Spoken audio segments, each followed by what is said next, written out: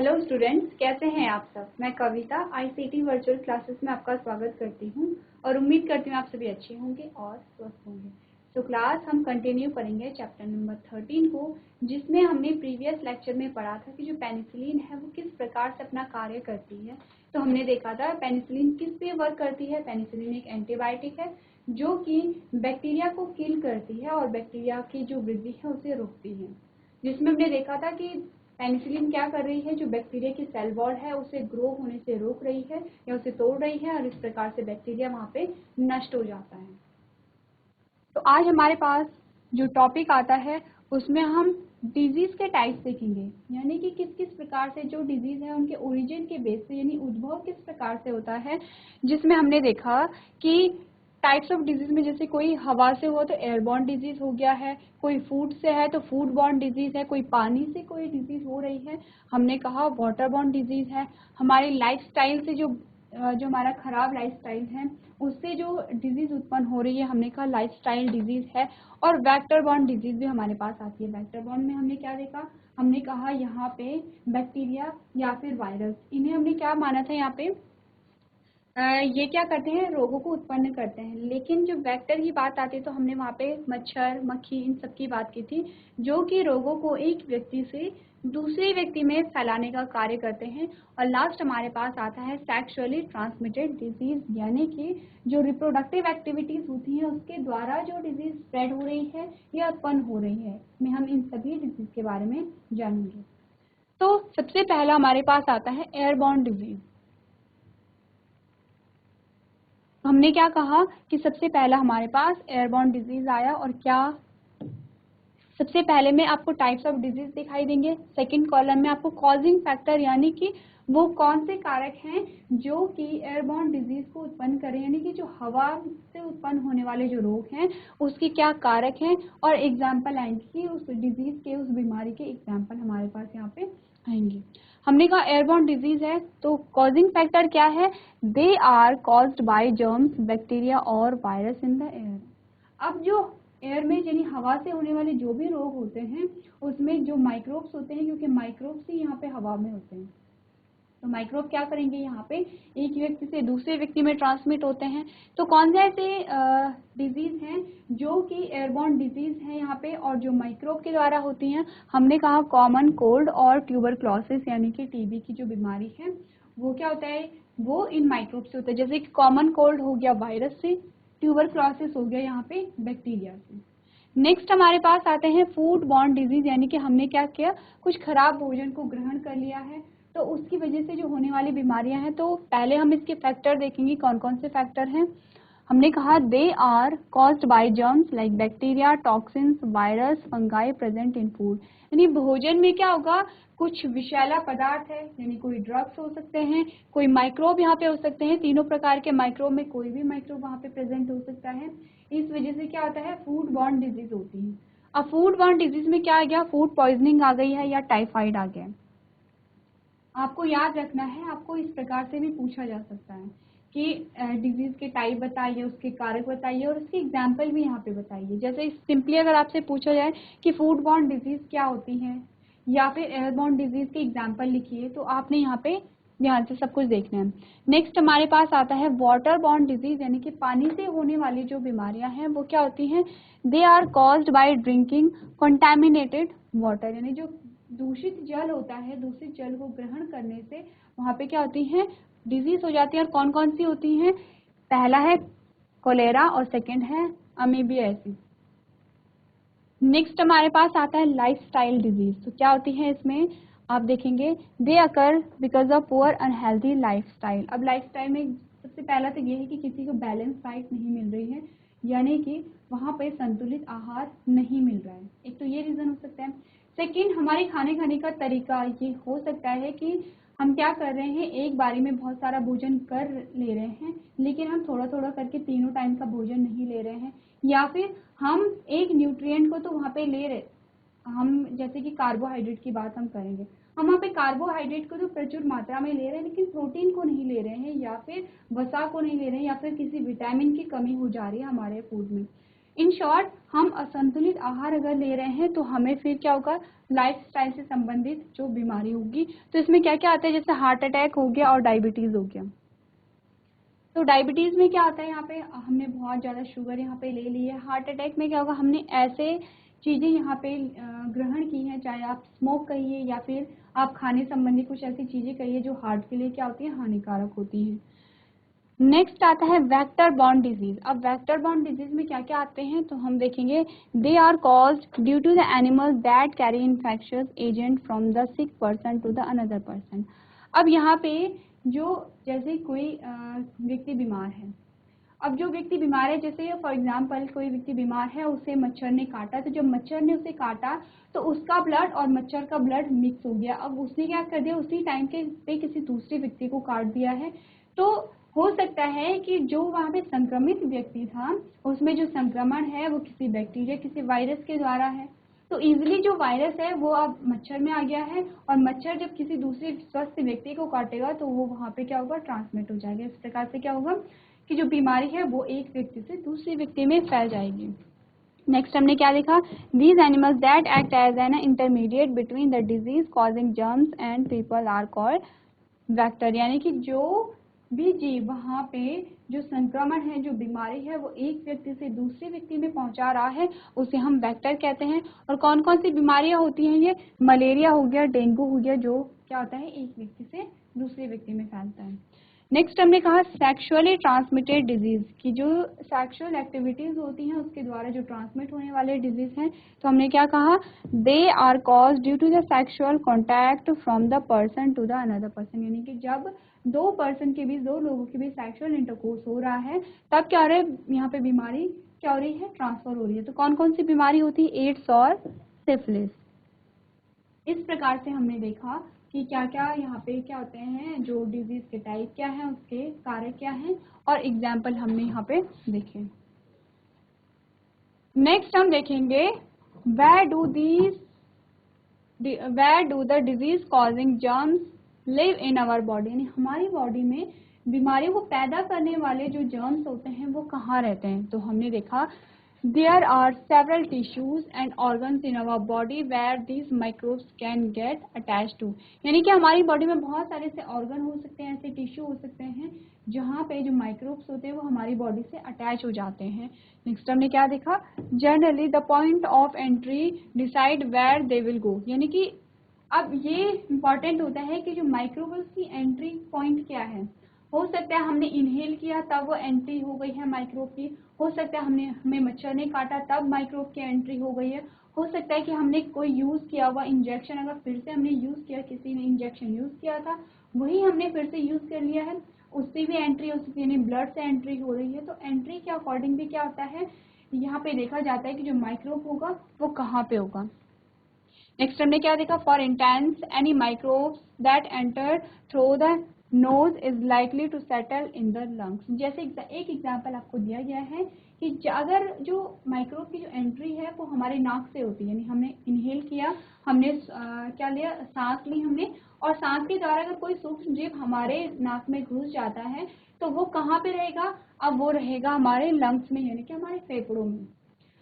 Next हमने क्या देखा, this can also be seen through the signs and symptoms of a disease as only those organs and tissues seems affected where these microbes enter। तो हमने क्या देखा कि जैसे इस बात का पता ऐसे भी लगा सकते हैं कि जब हमें कोई मच्छर काटता है या फिर जैसे हमारे बॉडी में कोई भी चीज़ है, वो अगर माइक्रोब वहाँ पे एंटर हो रहा है तो वो जो एरिया है वो इफेक्टेड होगा, वहाँ पे खुजली होगी, वहाँ पे स्वेलिंग हो सकती है। इस प्रकार से हम ये पता लगा सकते हैं कि यहाँ पे क्या है, कोई माइक्रोब है। जैसे कि हमने कहा कि हमें इचिंग हो रही है, इचिंग क्यों हो रही है, क्योंकि वहाँ पे फंगस है, फंगस की वजह से हमें खुजली होती है। अब जिस एरिया में खुजली हो रही है, जहाँ पे खुजली हो रही है, ऑब्वियस सी बात है कि वहाँ पे क्या होगा, फंगस होगा। तो ऐसे भी हम पता लगा सकते हैं लक्षणों को देख करके कि लक्षण किस रीजन में है, उसी रीजन में क्या होगा, वहाँ पे माइक्रोब प्रेजेंट होगा। नेक्स्ट हमने क्या देखा, but there are some other common disease also that are not tissue specific. अब हमारे पास एक नया वर्ड आता है इन्फ्लामेशन। क्या होता है inflammation? Our body has an immune system that create the cells that can fight against the disease. यानी हमारे पास इम्यून सिस्टम होता है जो कि बीमारी से लड़ने में हमारी सहायता करता है और हमें डिजीज फ्री रखता है, यानी कि बीमारियों से मुक्त रखता है। Disease causing germs. This process of recruiting cells to kill the infectious agent present in our body is called inflammation. क्या होता है inflammation? This process of recruiting cells to kill the infectious agents present in our body is called inflammation। में क्या आता है कि जब हमारा इम्यून सिस्टम जो इन्फेक्शियस एजेंट होते हैं, यानी कि जो संक्रमण को जो फैला रहे हैं जो एजेंट, जिसमें हमने क्या देखा था, वायरस, बैक्टीरिया, फंजाई, प्रोटोजोआ देखा था, वर्म्स देखे थे। तो जब हमारा इम्यून सिस्टम इन इन्फेक्शियस एजेंट को किल करता है तो उस प्रोसेस को हमने क्या कहा, इन्फ्लामेशन कहा। The inflammation process shows the different effects on our body such as fever और स्वेलिंग।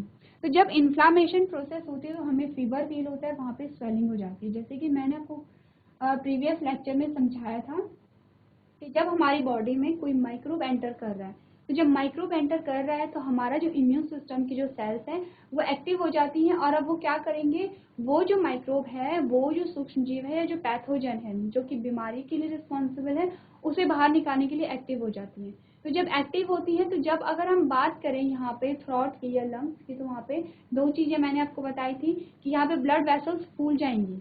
अब जब ब्लड वेसल्स फूल रही है तो वो एरिया वहाँ पे सूजा हुआ दिखाई देगा। तो क्यों सूजा हुआ दिखाई दे रहा है? क्योंकि हमारे जो इम्यून सिस्टम है वो वहाँ पे उस सेल से उस माइक्रोब को बाहर निकालने की कोशिश कर रही हैं।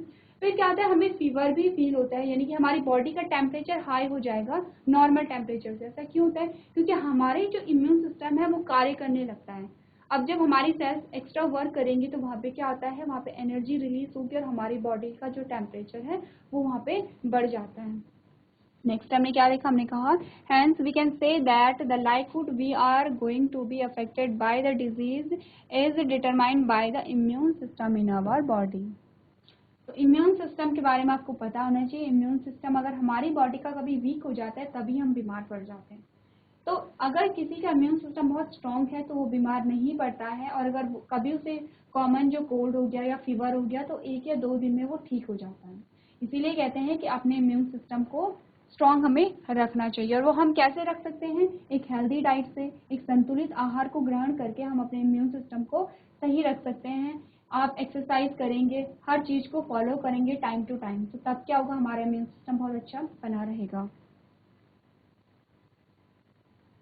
नेक्स्ट आता है antibiotics are not affect against virus. ये हमसे एक क्वेश्चन पूछा गया कि क्या एंटीबायोटिक वायरस के अगेंस्ट अपना प्रभाव नहीं दिखाते? यानी कि एंटीबायोटिक्स हमने अभी कुछ देर पहले पढ़ा था कि जो एंटीबायोटिक्स होती हैं वो वायरस को किल करती हैं, वो बैक्टीरिया को किल करती हैं।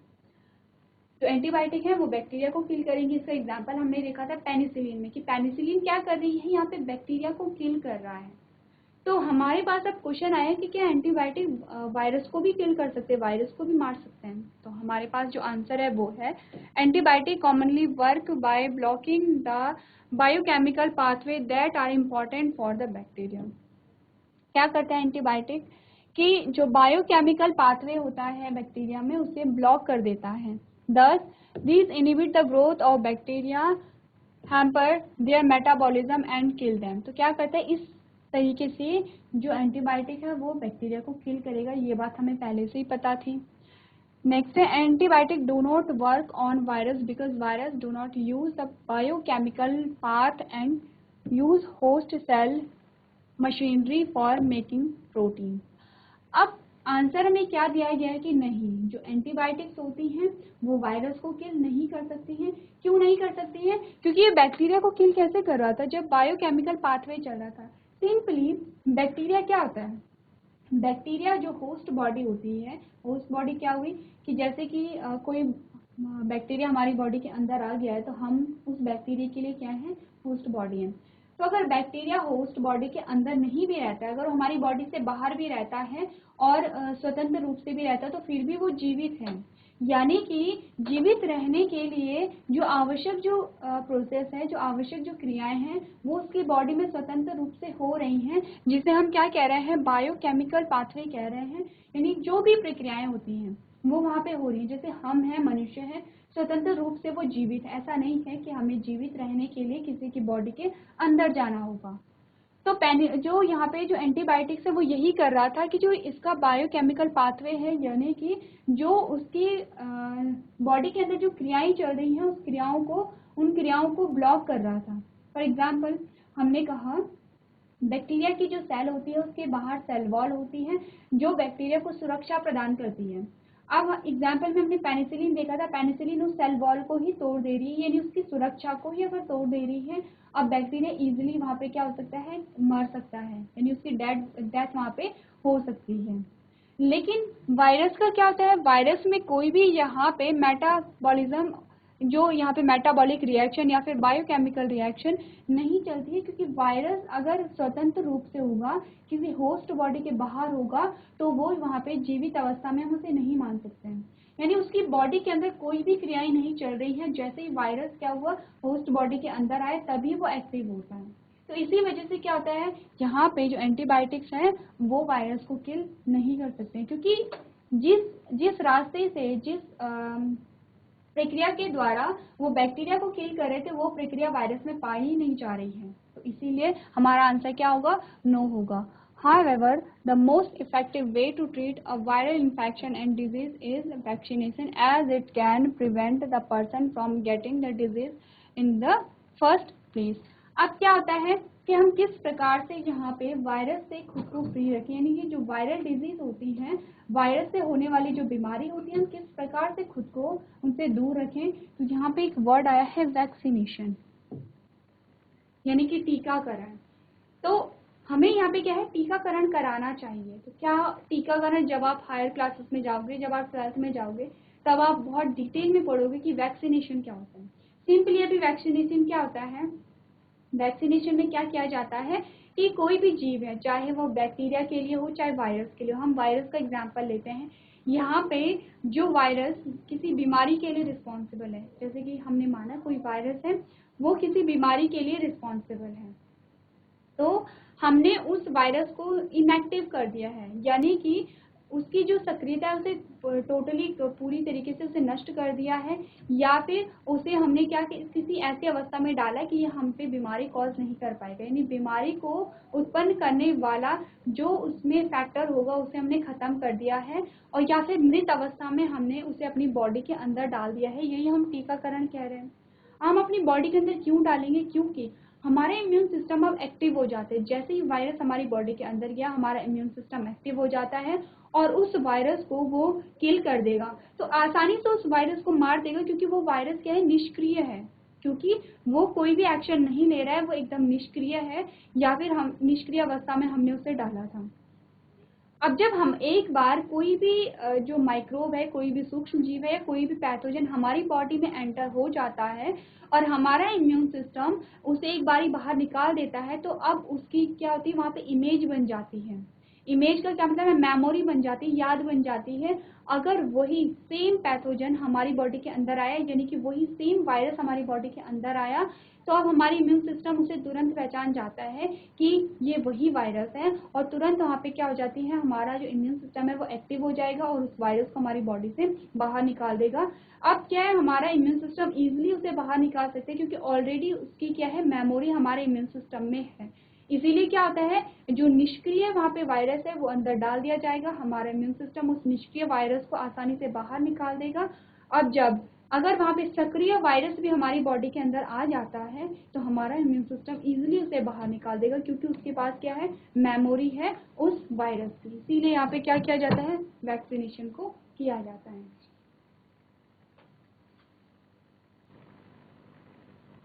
चलिए, इसके बाद जो हमारे पास नेक्स्ट हेडिंग आती है वो है, are there any limitation of treating infectious agent by a medicine.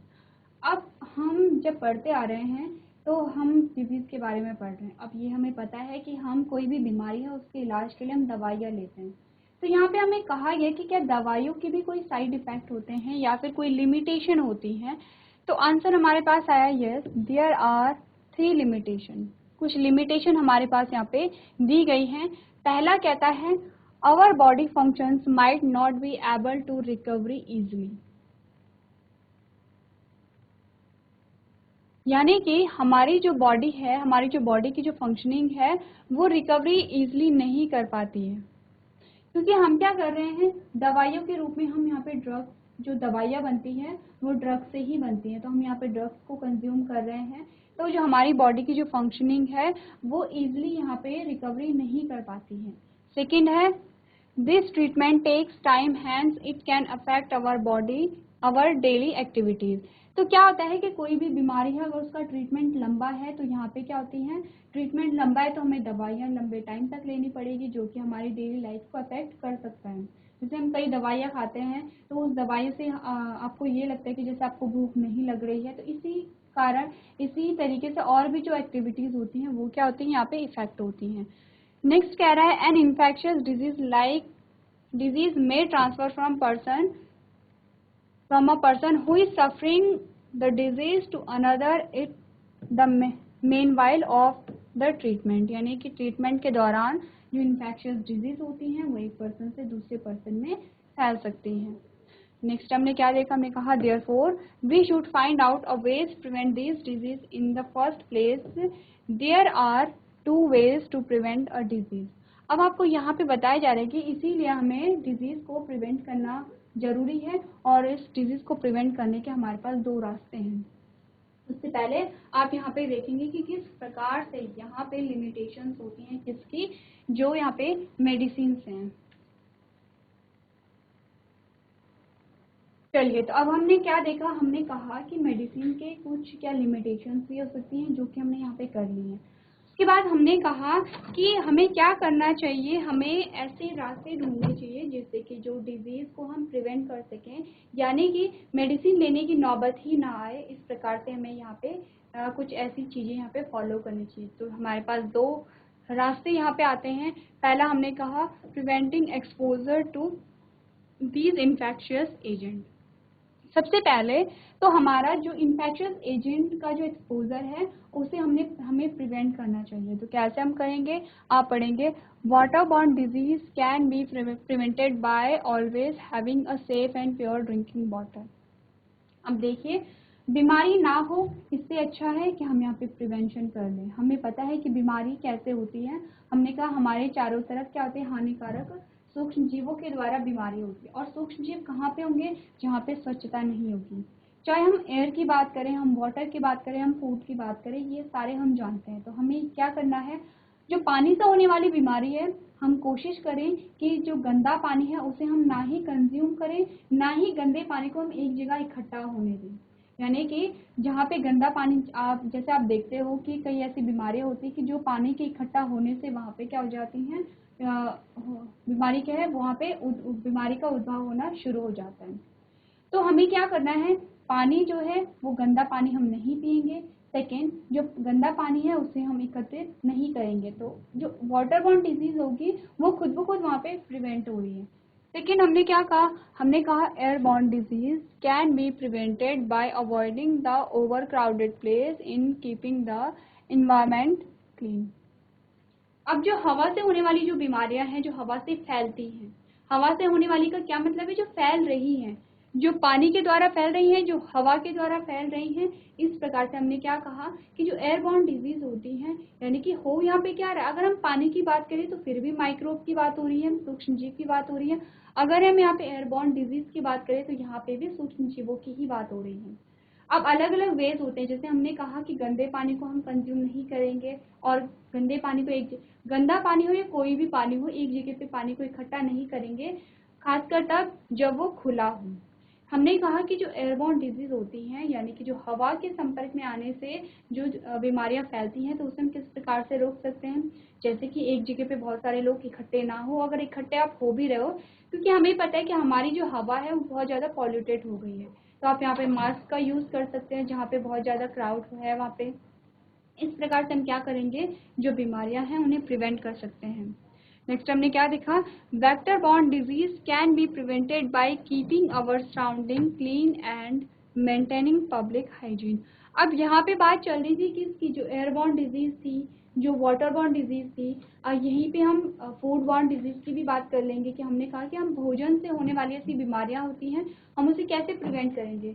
हम क्या करेंगे, स्वच्छ भोजन को खाएंगे, ताज़े भोजन को खाएंगे, और जो फास्ट फूड वगैरह होते हैं हम उसे नहीं कंज्यूम करेंगे। तो इस प्रकार से जो फूड बॉर्न डिजीज़ होती हैं उसे हम वहाँ पे प्रिवेंट कर सकते हैं। अब जो वेक्टर बॉर्न डिजीज़ होती हैं उसे हम किस प्रकार से रोक सकते हैं। वेक्टर यानी कि हमने कहा मच्छर, मक्खी और भी क्या होते हैं, और भी छोटे छोटे क्रिएचर होते हैं। तो हमने देखा कि जो मच्छर और मक्खी वही होते हैं जहाँ पे गंदगी होती है। जैसे कि हमने एक जगह पे कूड़े का ढेर अगर डाल दिया है तो वहाँ पे क्या होगा, मक्खियाँ हो जाती हैं। जैसे आपने खाना अगर बहुत दिनों तक वहाँ पे रखा है तो वहाँ पे भी क्या हो जाते हैं, मच्छर हो जाते हैं, मक्खियाँ हो जाती हैं। तो हमें क्या करना है, ये जो वेक्टर ना पनपे इसलिए हमें अपने जो सराउंडिंग है, हमारा जो इन्वायरमेंट है उसे स्वच्छ रखना है। अब सिर्फ ये नहीं कि हम सिर्फ अपना घर ही साफ रखें, हमारे घर के आसपास हमारे जो गली मोहल्ले होते हैं या जो हमारे गांव होते हैं, हमारा स्कूल होता है, जहाँ पे भी हम रहते हैं वहाँ पे हमें स्वच्छ रखना है। चाहे आप रोड में चल रहे हैं तो आपको रोड को भी साफ रखना है। ऐसा नहीं कि आप रोड पे प्लास्टिक फेंक दें या फिर कोई बचा हुआ कोई भी खाना है, कोई भी चीज़ आप वहाँ पे फेंक दें। तो जहाँ पे भी हम रहते हैं, चाहे वो हमारा पर्सनल प्लेस है या पब्लिक प्लेस है, हमें उसे क्लीन रखना है। नेक्स्ट हमने क्या देखा, हमने कहा strengthening the immune system so that if any infectious agent enter our body can fight back. This can be made possible by having a healthy food. अब हमें क्या करना है, हमारे इम्यून सिस्टम को बहुत मजबूत रखना है। देखिए हम बार बार बात कर रहे हैं इम्यून सिस्टम की, तो इम्यून सिस्टम क्या होती है, कुछ सेल्स होती हैं, कुछ टिश्यू होते हैं, कुछ तरल पदार्थ होते हैं, यानी हमारी बॉडी के ही पार्ट हैं। कुछ हमारी बॉडी के ही कुछ कोशिकाएं होंगी, कुछ यहाँ पे तरल पदार्थ होगा जो कि हमें बीमारी से लड़ने में हमारी मदद कर रहा है। तो आपने देखा होगा अगर कोई बार बार बीमार पड़ता है तो उसे कहते हैं कि आपका इम्यून सिस्टम कमजोर है, यानी कि आपकी जो रोग प्रतिरोधक क्षमता है वो कम है। क्या होता है रोग प्रतिरोधक क्षमता, जो कि रोगों का प्रतिरोध कर सके, जो कि रोगों को वहाँ पे रोक सके, उसे हम क्या कहते हैं, रोग प्रतिरोधक क्षमता कहते हैं। तो यहाँ पे जिसका इम्यून सिस्टम अच्छा होगा, अच्छे से कार्य कर रहा होगा, वो बार बार बीमार नहीं पड़ता है। और इम्यून सिस्टम को अच्छे से किस प्रकार से हम रख सकते हैं, हमने कहा एक तो हम भोजन अच्छी तरीके से लें, दूसरा हमने कहा कि फिजिकली हमें बहुत एक्टिव रहना चाहिए, यानी कि हमें व्यायाम भी करना है, हमें हर चीज़ें करनी, हर तरीके की एक्टिविटी हमें करनी है। क्यों हम एक्टिविटी कर रहे हैं, ताकि हमारी बॉडी का हर एक ऑर्गन जो है वो फंक्शनिंग रहे, यानी कि वो कार्य कर रहा है, वो एक्टिव रहे। जैसे कि क्या होता है कि आप बहुत दिनों तक नहीं चलते हैं, आप क्या अपने घर में हैं बहुत, या फिर आपने रेस नहीं की है, पहले आप क्या करते थे, रोज रेस करने जाते थे, रोज दौड़ने जाते थे, फिर आपने क्या किया, कुछ दिनों तक दौड़ना छोड़ दिया, उसके बाद जब आप हल्की सी आप रेस करेंगे तो आपको फील होगा आपके पैरों में बहुत दर्द हो गया। तो ये क्या है, हमारी जो बॉडी है वो धीरे धीरे निष्क्रिय होने लगती है। तो इसीलिए कहा जाता है कि हमें क्या है, एक्सरसाइज करनी चाहिए, जिससे कि हमारी बॉडी का हर एक ऑर्गन एक्टिव रहे। दूसरा क्या आता है, जब हम यहाँ पे कुछ एक्टिविटीज़ करते हैं, कुछ एक्सरसाइज कर रहे हैं, या फिर हम क्या करें, शारीरिक श्रम अगर कुछ कर रहे हैं, तो हमारा जो भोजन है, जो डाइजेशन है, वो बहुत अच्छी तरीके से होगा। और अगर डाइजेशन अच्छी तरीके से होता है तो आधे से ज़्यादा बीमारियां यहीं पे प्रिवेंट हो जाती हैं। क्योंकि जो बीमारियां होती हैं वो कहाँ से होती हैं, जो हमारा डाइजेस्टिव सिस्टम अगर सही नहीं है तो आधे से ज़्यादा जो बीमारियां होती हैं वो वहीं से निकलती हैं। तो हमें क्या करना है, एक तो हमें बैलेंस फूड को लेना है, सेकंड हमें क्या करना है, एक्सरसाइज करनी है, जिससे कि हमारा जो इम्यून सिस्टम है यहाँ पे वो क्या रहे, हेल्दी रहे। तो ये हमारे पास कुछ ऐसे मेथड थे जिससे कि हम क्या कर सकते हैं, जो इन्फेक्शियस एजेंट हैं उन्हें प्रिवेंट कर सकते हैं।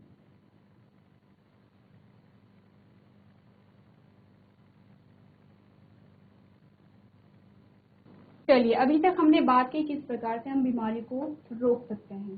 तो क्या क्या बात की, हम एक बार फिर से हम रिवाइज कर लेते हैं। हमने कहा सबसे पहले तो जिन चीज़ों से बीमारियां हो रही हैं उन्हें हम हर चीज़ को हम क्या करें, शुद्ध रूप से ग्रहण करें, चाहे पानी हो, चाहे भोजन हो, चाहे एयर हो। सेकेंड हमने कहा कि हम यहाँ पे इम्यून सिस्टम के स्ट्रेंथ को बढ़ाएं। किस प्रकार से स्ट्रेंथ को बढ़ाएंगे, हम अच्छे भोजन को लेकर और अच्छी एक्सरसाइज करके।